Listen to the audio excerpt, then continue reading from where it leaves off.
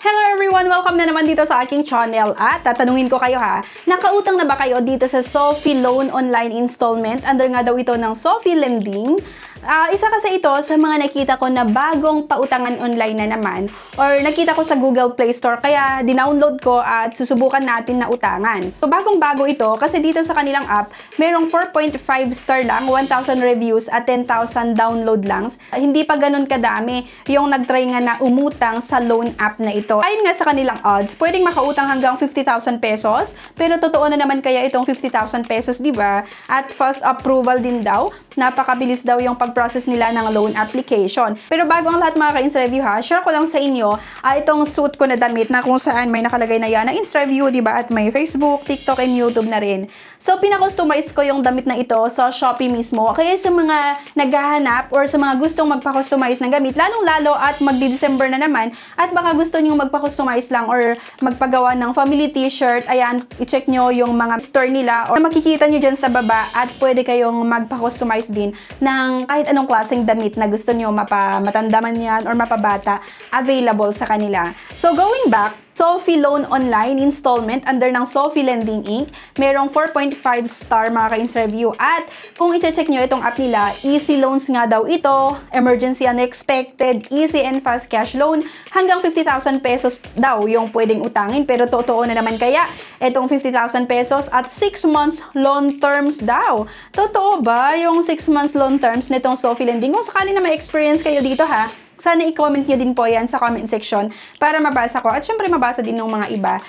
Pag-check ko kasi dito sa reviews ng kanilang app, walang masyadong nakalagay ha. So, nag-uulit ako sa may bandang critical and unti lang talaga yung mga nag-review sa kanilang app na matagal nga daw yung approval nito or yung processing time nila, minsan inaabot ng 24 hours. Always rejected daw or halos yung mga umutang dito ay rejected daw yung kanilang loan application. Meron lang akong isang nakita na nakalagay na approve daw siya ng 2,000 loan pero ang natanggap niya lang ay halos na sa 1,000 lang at ang kailangan niyang bayaran ay 2,000. So, isa na namang loan app to ha, kung totoo yung comments na to, isang loan app na napakataas yung charges or yung mga fees niya. Gayon pa man, subukan ko pa rin na utangan, di ba? Para makita nga natin kung paano nga ba talaga magpautang itong Sophie, di ba? Sophie Loan. Kasi first time ko lang to nakita sa Google Play Store. At bago yun mga ka-Insta-Review, i-check muna natin syempre sa Securities and Exchange Commission kung registered nga ba yung loan app na ito. Tignan natin kung available ba or naka-register ba ito, meron ba silang mga permit, di ba, or authority para magpautang, no? Registered nga daw sa Securities and Exchange Commission ito at kung mapapansin niyo dito, meron pa nga silang secondary license. Ayan, license number 2990. Pwede naman daw talaga silang mag-operate or magpautang kasi di ba may secondary license na lending. Check natin kung paano nga ba magpautang nga ang isang Sophie Loan, di ba? Online installment pa nga daw yung loan app na ito, di ba? Sa totoo na naman kaya, yung ganitong mga pa-eme ng loan app na ito, kaya lang mga ka-Insta-Review ha, yung 50,000 sa ads nila, naging 70,000 pesos daw at may installment na 2, 4, 6, 12 hanggang 24. So, 210 days daw. Mahigit 6 months na rin yun ha, kung totoo yun. Pero syempre, bago yun, kailangan nating mag-create ng ating account ulit.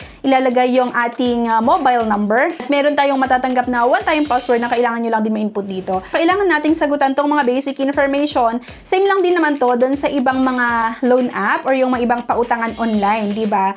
Na kailangan sagutan itong mga basic information, saan ba gagamitin yung pera, yung email address, yung Facebook personal homepage link, kailangan daw ilagay dyan. Totoo ba? At yung residence information or kung saan daw ba kayo nakatira. Detailed address nga at residential ownership, kung parental ownership ba, sa inyo ba yung bahay o nagmamonthly kayo or nagre-rent. Grabe, 5 yung hinahanap nila na personal references. Grabe naman, ang dami. Yung ibang loan app kasi, 2 lang talaga yung personal references na hinahanap nila or 3, pero dito 5 personal references at syempre kailangan nating mag-upload na naman ng valid government ID.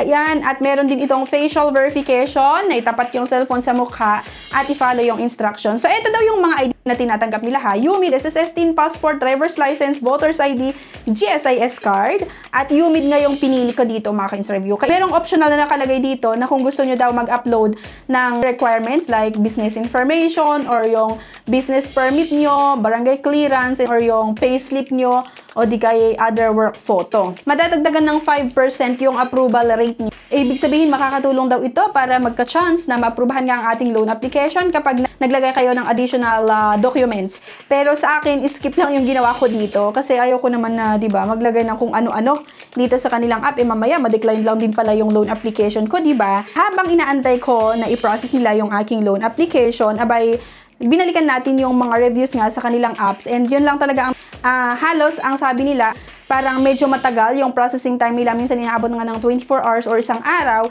at puro decline pa nga daw yung mga nag-try nga na umutang dito. Meron lang isa na approve, kaya lang kasi pakataas talaga yung mga charges din. After ilang minuto na pag-aantay ko nga dito sa Sophie Lending, halos 30 minutes din ako nag-antay pero nung binalikan ko nga yung kanilang update, parang ganun nga yung nakalagay na under review pa rin. Kaya ibig sabihin, mag-aantay pa ako hanggang bukas bago ko malaman kung approve or declined yung loan application ko.